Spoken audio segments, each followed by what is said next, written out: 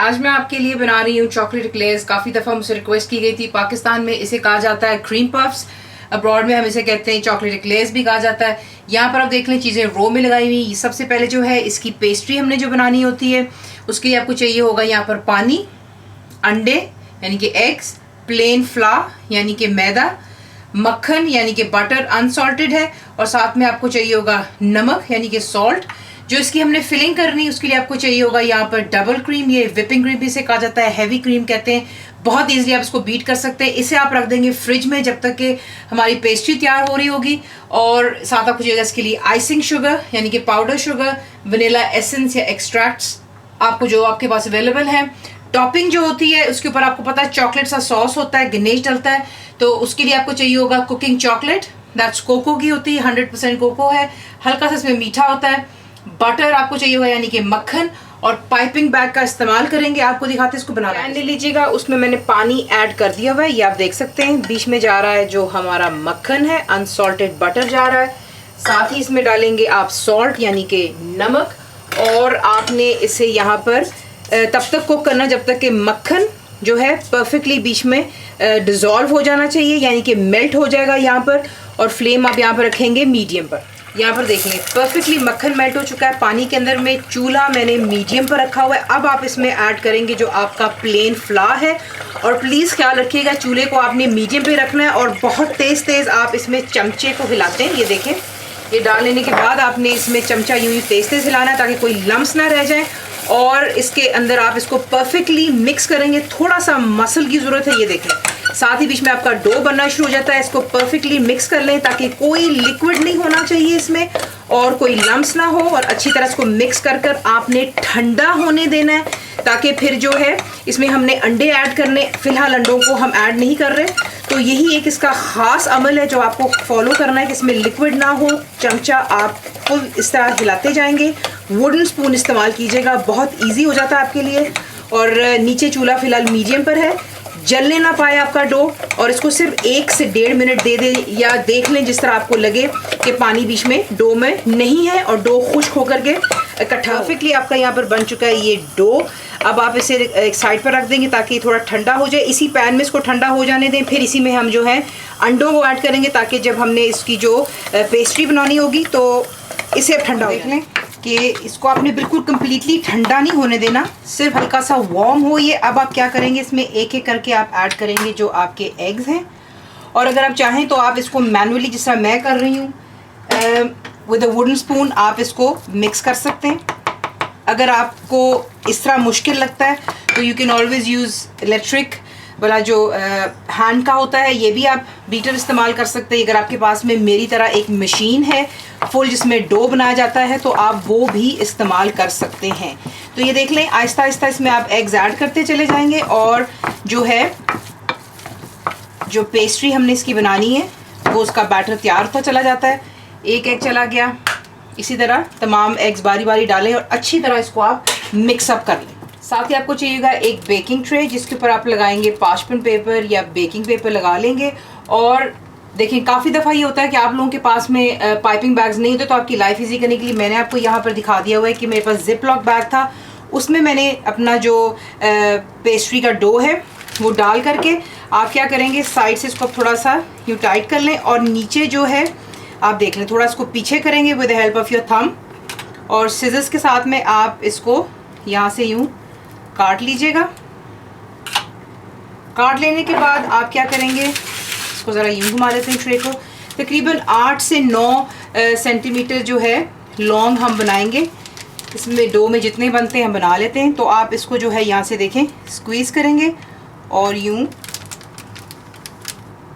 ये देखें, और थोड़ा स्पेस रखिएगा बीच में।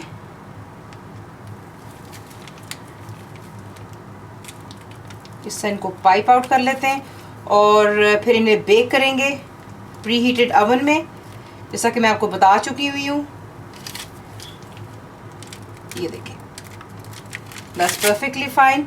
अगर आप चाहें तो इसको आप राउंड शेप भी दे सकते हैं, तो कुछ राउंड बना करके आपको दिखा देते हैं। इसी तरह आप जो है पाइप करते चले जाते हैं जितना आपको इसको बड़ा करना है, एंड देन यू जस्ट ऐसा करके आप इसको जो है हल्का सा ट्विस्ट दे दें एंड यू मूव इट। तो इस तरह गोल भी बन जाते हैं। इन्हें अब हम ओवन में बेक कर लेते हैं फॉर अबाउट 25 मिनट्स, और जब तक ये गोल्डन हो जाए। देखिए आपको टिप देने लगेंगे, प्लीज़ जब आप इसको ऐड करेंगे आप ओवन को बिल्कुल नहीं खोलते, क्योंकि जो ओवन में हीट बिल्टअप हुई है वही इन्हें राइज करेगी। अगर आपने खोल दिया ओवन का दरवाज़ा तो ये बिल्कुल फ्लैट हो जाएंगे और ये सही नहीं बनेंगे।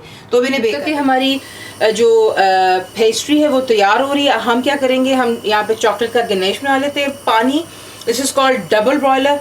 पानी आप गर्म करेंगे, एक पैन में ऊपर आप रखेंगे जो आपकी चॉकलेट है, और साथ ही डिश में ऐड कर देंगे जो कि आपका बटर, और इसे हम यहाँ पर अच्छी तरह मिक्स करेंगे जब तक कि ये बिल्कुल तमाम जो है मेल्ट हो जाना चाहिए। चॉकलेट और बटर अच्छी तरीके से मेल्ट हो गया और ये हमारी चॉकलेट टॉपिंग तैयार हो चुकी है।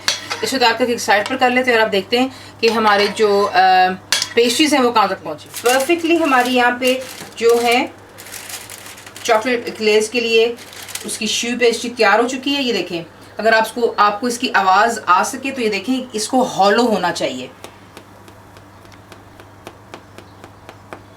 दैट टेल्स यू कि ये अंदर से बिल्कुल खाली है। ये देख लें, गोल भी कितना खूबसूरत लगता है, आप यहाँ से देख ही सकते हैं कि ये बिल्कुल हॉलो है यहाँ पर। This is what you need.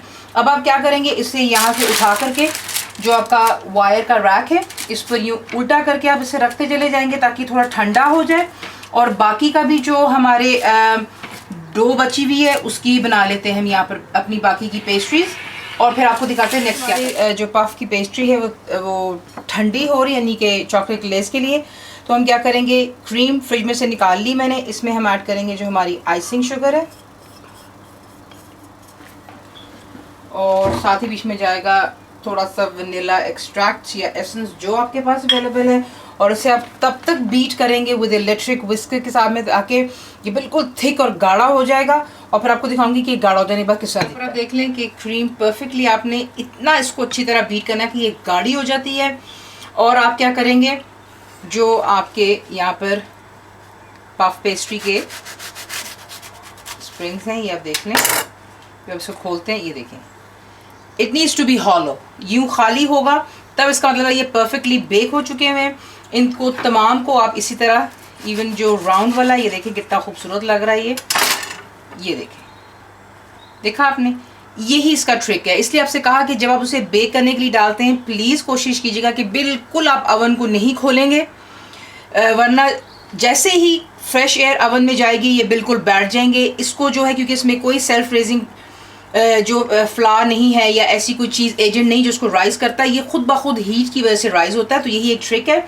उसके बाद आप क्या करेंगे, दिल खोलकर आप बीच में अपनी इसमें डालेंगे फिलिंग, जितनी आपको पसंद है, जितनी बच्चों को पसंद है, और जाहिर सी बात है चॉकलेट एक्लेयर्स हैं, क्रीम पफ भी से कहा जाता है पाकिस्तान में। तो ये देखें, इसी से आप इनको फिल करते जाते हैं, यहाँ पर रख देते हैं, और जो चॉकलेट है लीजिए और इसके ऊपर आप यूँ ड्रिजल कर देते हैं, और ये देखें आपके सामने करती हूँ दोबारा, ये देखें इसको ड्रिजल कर लेते हैं और इसे ज़रा थोड़ा सा यहाँ पे सेटल हो जाने दें, और बाकी को भी यूँ ही तैयार कर। ये रहे आपके चॉकलेट एक्लेयर्स भी कहा जा सकता है, पाकिस्तान में इसे क्रीम पफ कहते हैं। ज़रूर बनाइएगा। फुल इंग्रेडिएंट्स के लिए आप जाएंगे मेरी वेबसाइट विच इज़ cookWithFaiza.net पर। ज़रूर बनाइए। आपको कैसा लगा दुआओं में याद रखें। Thank you for watching the video.